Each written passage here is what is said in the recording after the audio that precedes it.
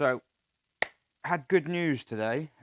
Yesterday finished a little bit of a bummer. Got brakes done on the near side, all except bleeding the caliper in. On the off side, we still haven't got a brake caliper because they think they sent two. I'm no expert, but looking in that box, there were only one. So I've done as much as I can do with the brakes on the back. So what I have now is a drip on my arm. LDS. My old foe. Anyway, so had some good news. As you will remember yesterday, I received the fork, which will go in there like that. I've also got the new nose, but what I didn't have was a way of getting the old one off. Well, now I do. Yes. I've no idea if this is any good, but it is exactly what I thought it would be. Quite simple, really. It's got a sort of a groove at the bottom, like that, so that will slide under the head.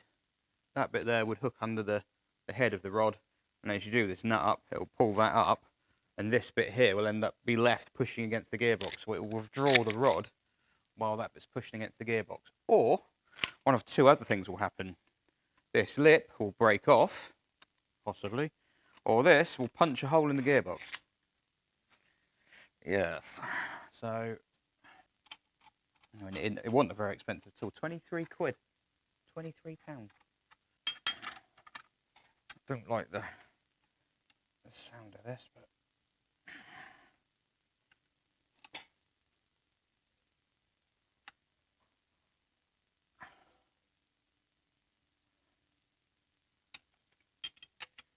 I might get some heat on it in a minute.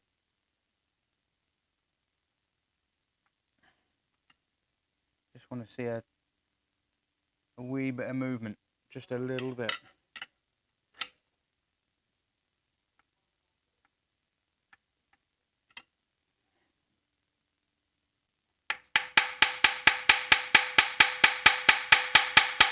Give it some shock.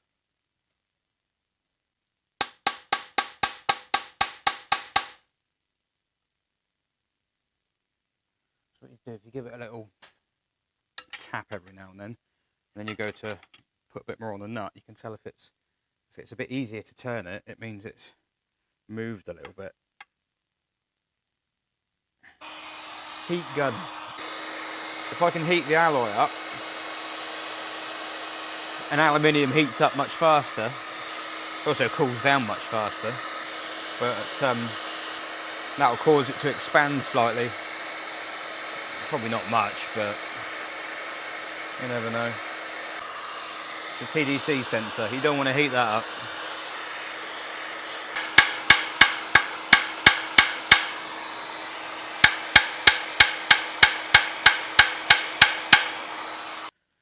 See if it is any loose. Oh, it is. Yes. That is noticeably looser. Oh, that's done it. It's going. Hey!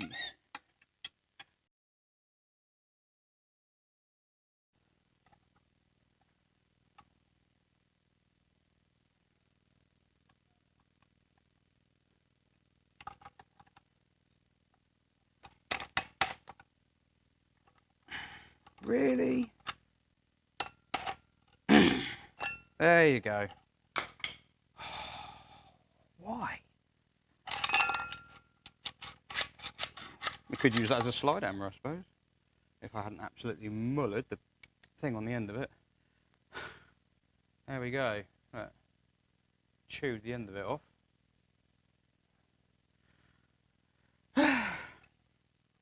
Just to remove that. Oh, the joy of working on cars. So it's just 2 T40 Torques. And when I take this off, we might lose a bit of gearbox oil, so I'll have to clean it all out again. It won't be that much. Oh, bloody hell. I can't lean on it because it's just perched on this transmission jack, but that is...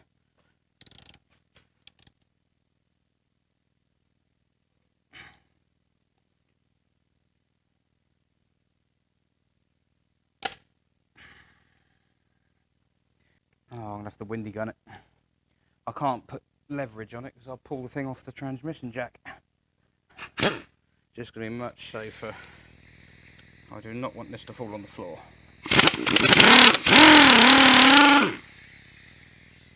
Oh, that's a lot of Loctite on that, look. You can't look because it won't focus. There you go. That should. There we go. There we go. So that's the main input shaft bearing in there, or the outer one. Yeah, that's alright. It's got to have quite a nice mating surface because there's a seal that sits on it. And then the shaft as well, that's got a sort of taper on it, and that's what the seal sits against, the inner part of the seal, so you have to make sure that's free of dirt. But yeah, basically the reason you're changing it is because this wears away. You can see that, but all these wear ridges on it. It's not round anymore. You can feel a point there, and a point there, and a point there. It's just where the release bearing's been sliding up and down in the same place, because obviously this doesn't rotate, and the release bearing doesn't rotate. It operates on the same trajectory every time. So, worth changing, if you can find the new one, that is. Got the box.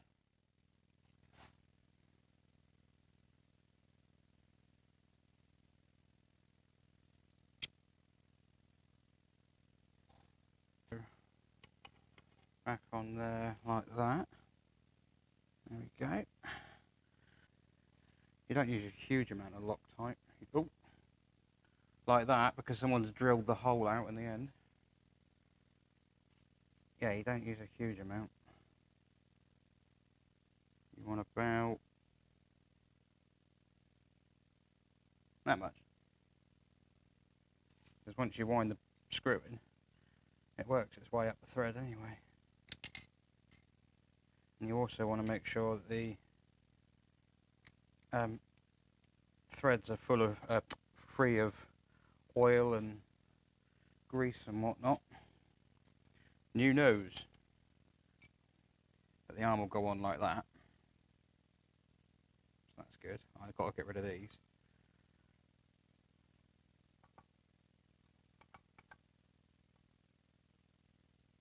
I think it is just going to be a case of heating it back up and tapping it back in. Put rod back in. Do not forget to put release arm in with it. Can you imagine the swearing? Oh. Okay.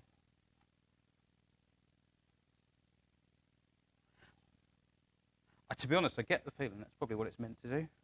It's got seals on it. I imagine they're actually to stop dust getting in there, so it should just stay. I mean, it's not rusty at all, so it's not like it needs it to fight against water or anything, moisture.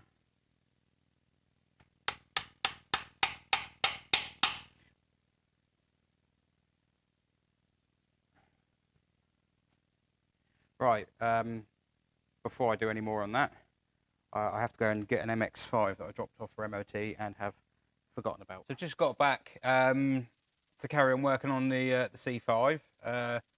Obviously the release arm is now in, and the nose cone is changed.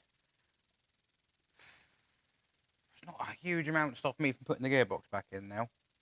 I'll probably come up with something, but yeah. No, I just heard the news that Sean Locke died. And I'm like, it's floored me a little bit, to be honest, because he's one of those guys who was in everything. On TV, all the funny programs and stuff, all the quiz shows and whatnot, he was in. And so I've been like sat on YouTube watching his best moments for about an hour now. I'm crying with laughter at lunch. So, yeah, that is. Yeah, Paul Ritter earlier in the year, and now him. All the good ones are going. Never the bad ones, is it?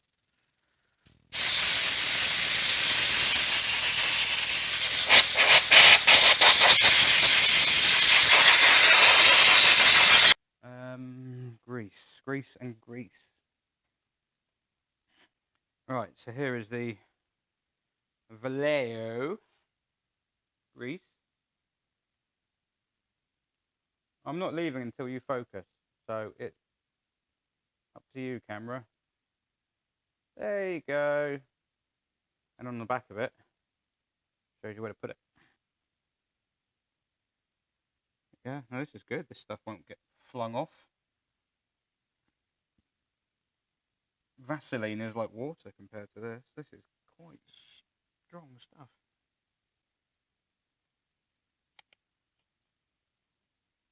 And come on, let's just... There we go.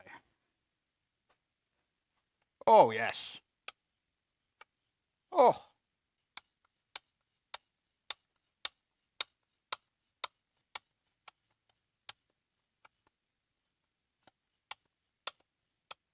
I mean, the reality is that a clutch operation, you're only talking about 7 or 8 mil of travel anyway. It's going to be like that. Feels a lot more on the pedal, but ratios. So we'll put the release bearing on the release arm this time, which is different to how it came off.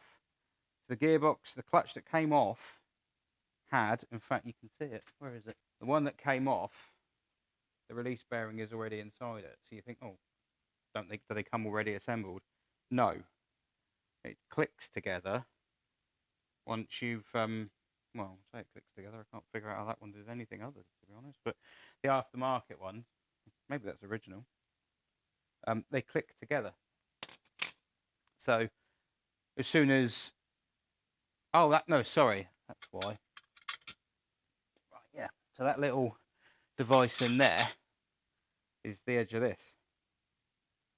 So when you put the whole thing together, the first time you push the pedal, or if you get in there with a jimmy bar and click it together, you should hear that release bearing engage into this, at which point that will become part of that.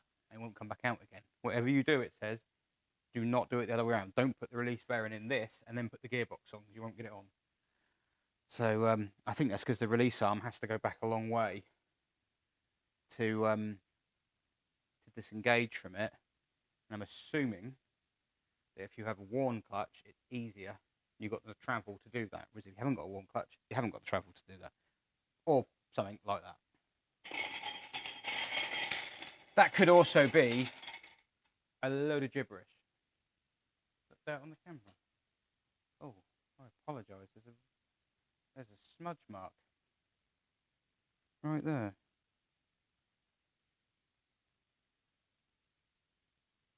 Is that better? Yeah. The last time. So you have to sort of go up and then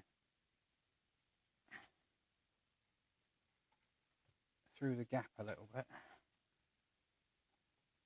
So we just need to get that diff up and over the back of the subframe. And once it's done that, it can start going backwards a bit. That's it. A bit further.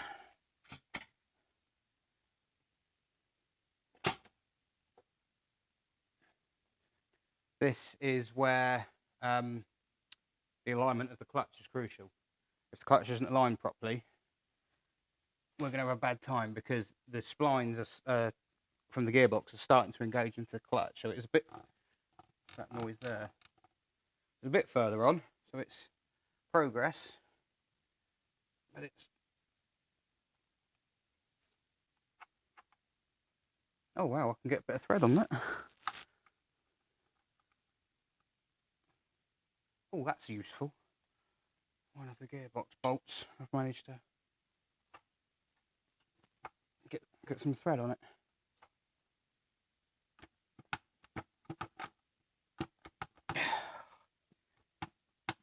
This is not quite going in there. Oh. Oh.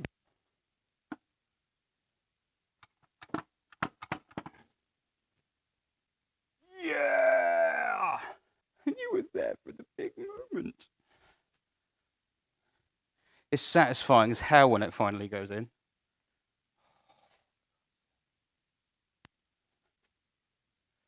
CECILY! Right, so the gearbox is on the engine. It's engaged into the clutch.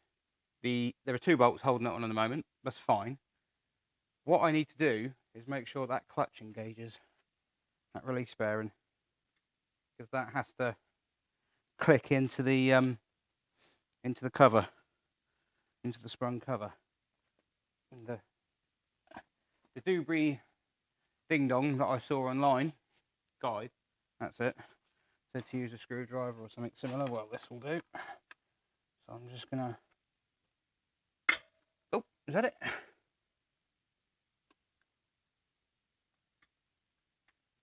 That's it.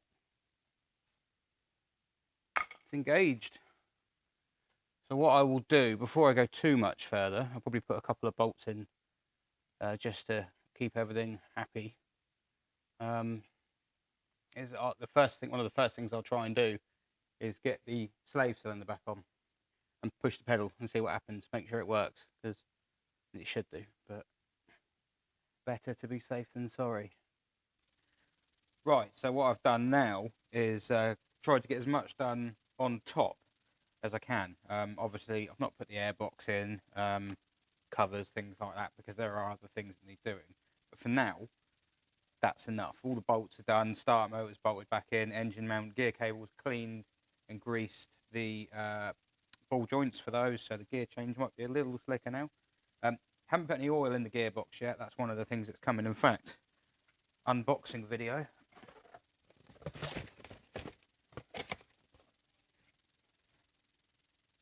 There we go. Total. Posh stuff. Told you, Cecily's getting spoiled. I've got another box turned up as well. That'll be LDS. So I've got some LDS fluid arrived. So yeah, everything's done on the top except for a couple of pipes, airbox, and a bit of trim. Really, otherwise it's largely there. All the hydraulic lines are back in, electrics are back in, everything's connected. I didn't film it all because we wouldn't be able to see anyway. So the plan now, lift it up in the air. Everything else for the moment is going to be underneath. Bit more work to do under there at the moment. We've got various pipes and hoses and brackets and things like that need putting on. Most of the parts are here now to carry on with. I've had ball joints arrive, the trap rod ends have arrived, the gearbox oil's here. Sorry, I'm thinking it off the top of my head while I'm doing this. I haven't had the front brake discs yet. There was a delay, and then he was told, the guy who owns it was told that they couldn't get him anymore. They're very sorry, and they've refunded him. How can you not get brake discs for one of these? So he's got another set on the way. They'll be here tomorrow. So yeah, looking good.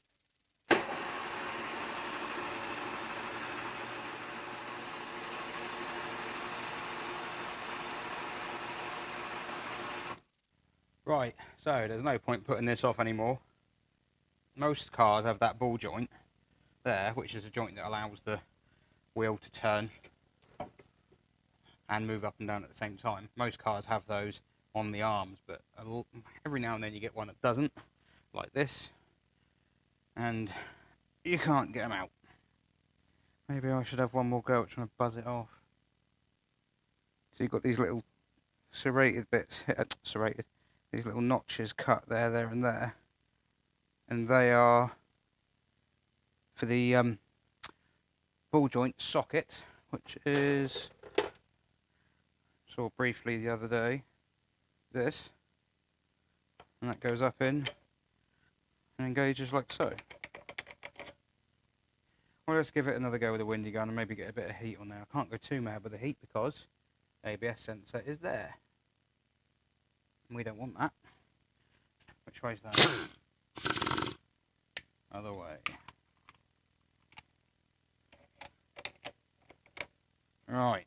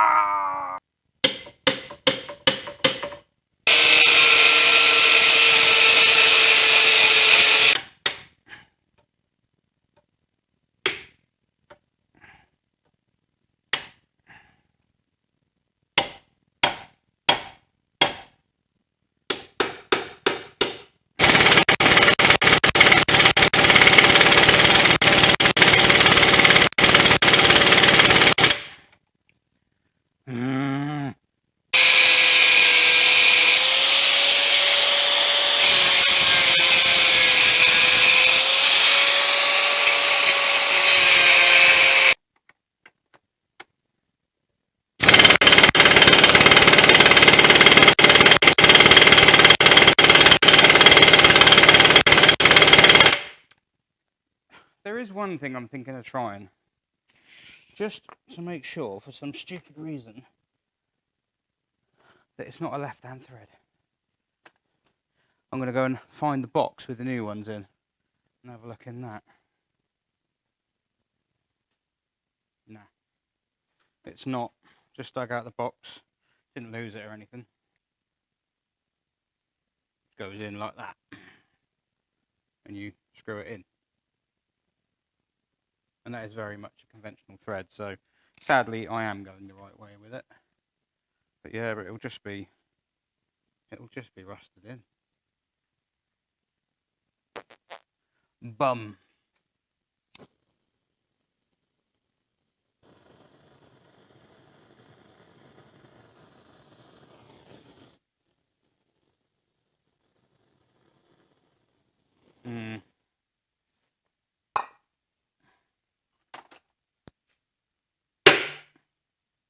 Try and shock it into actually doing something.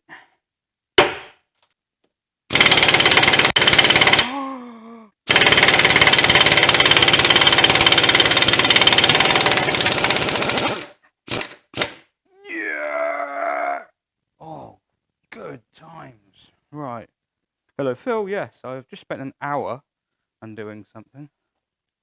Oh, you know, next time on the other side, I'm just going to heat it up and see if it comes out hot.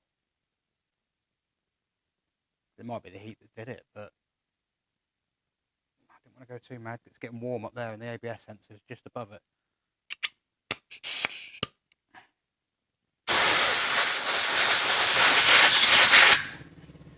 Thread's actually in really good condition. Look, it's not bad at all, is it? And the upright's actually hollow. Look, you can see if I can get the light into the right position. So yeah, bit of grease, just to show willing.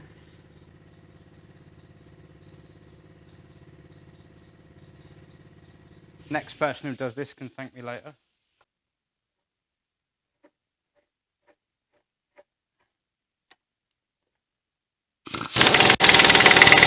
Done. Right, so new ball joint fitted, nut ready. That means this side I can put the drive shaft back in. And they just push in the drive shaft. They just be careful not to nick the seal on the diff before you do it. Make sure it's in all the way, which that is not. No, it is not. That's in. There you go.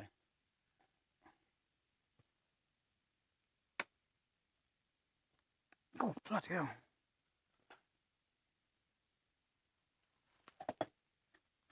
Too reluctant. Right. There we go.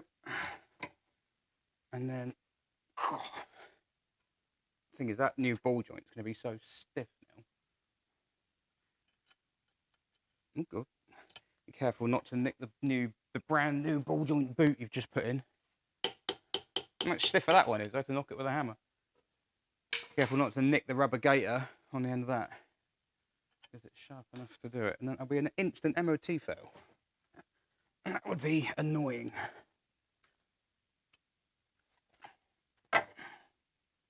Oh no, I've knocked that off again. Brilliant.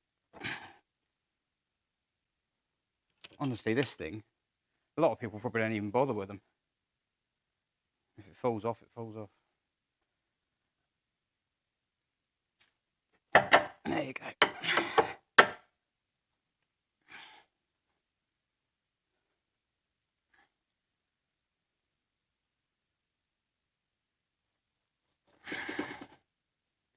Come on.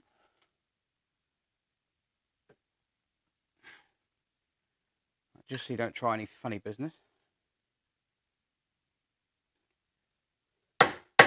I think also what's happened is when I lifted the car up in the air and undone the suspension cap, the car wasn't on high when I did that. It wasn't on high mode. But I think what's happened is because it's gone up in the air, it's put itself on high mode. And that's annoying. I didn't want it to do that, but I think it has done it. It's decided. Because that strut there is now rigid.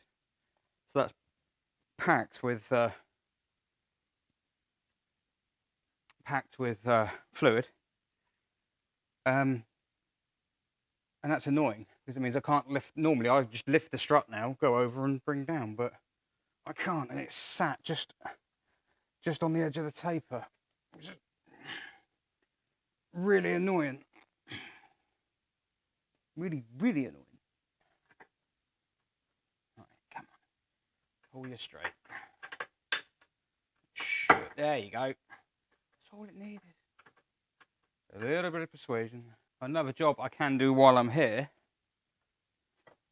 is to see if I can just quickly change this track rod end, but I've unbolted them from the upright like an idiot. So I don't know if it will come undone happily or not. Oh God.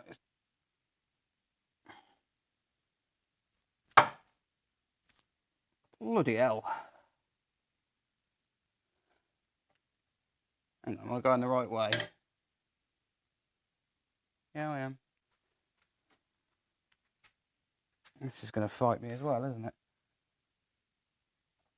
Oh, bloody hell. I think it moved.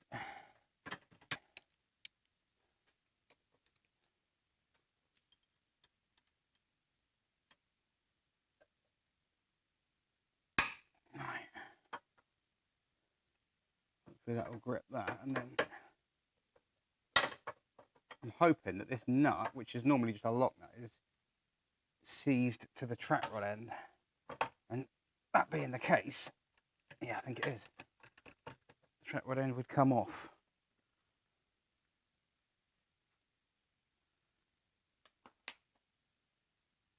Ow!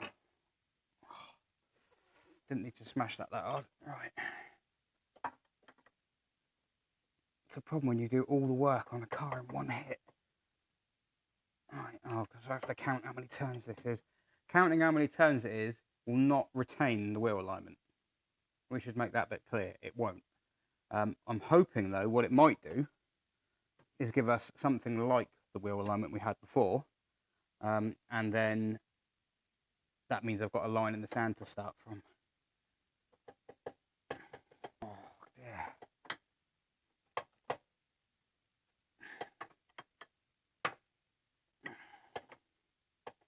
And you're getting close to it coming out. Oh, there you go, 13. Might be able to do it by hand. Be careful, because when it suddenly falls. 14, 15, 16, 17. Ooh. That's an airline. Look at that. Focus. You stupid camera. So that's pretty minging. But that's what had the advisory on the MOT. So by changing that, we will remove that advisory and put Cecily one step closer to a nice green box on the MOT history website. Oh, do me a favour. You're having a laugh. They don't come with new locking nuts. How stupid's that? Febby, sort it out. That's a stupid omission, that is. You're always going to need to change that. No, this one hasn't either. Oh, that's brilliant.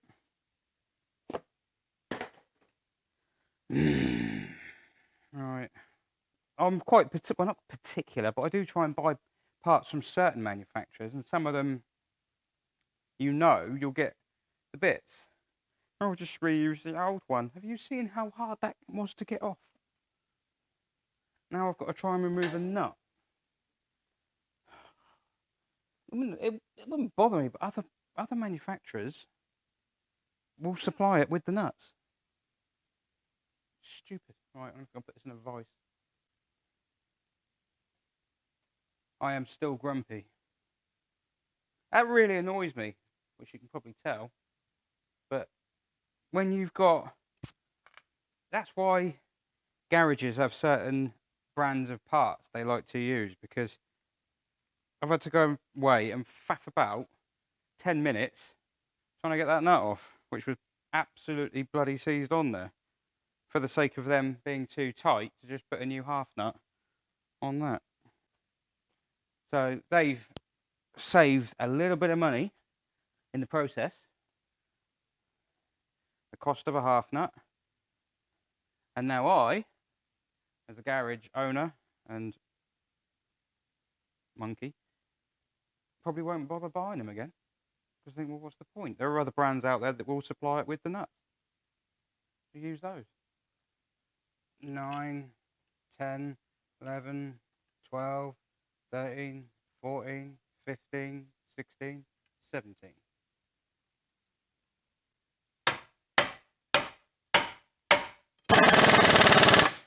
Oh, right, Cecily's handling prowess is on the way to being restored.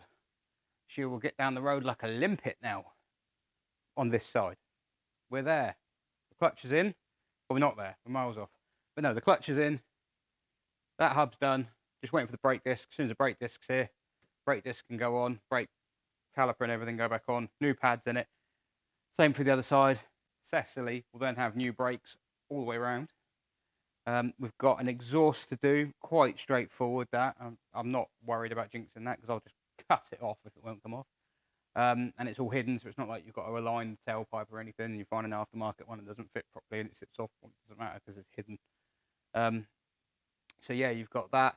So yeah, it's hub, arch liner, bumper, all that malarkey. Other side, same. Drive shaft can go in. Then the gearbox oil can go in. Then, yeah, I think, and then bumper. I think it's probably time for me to pack up.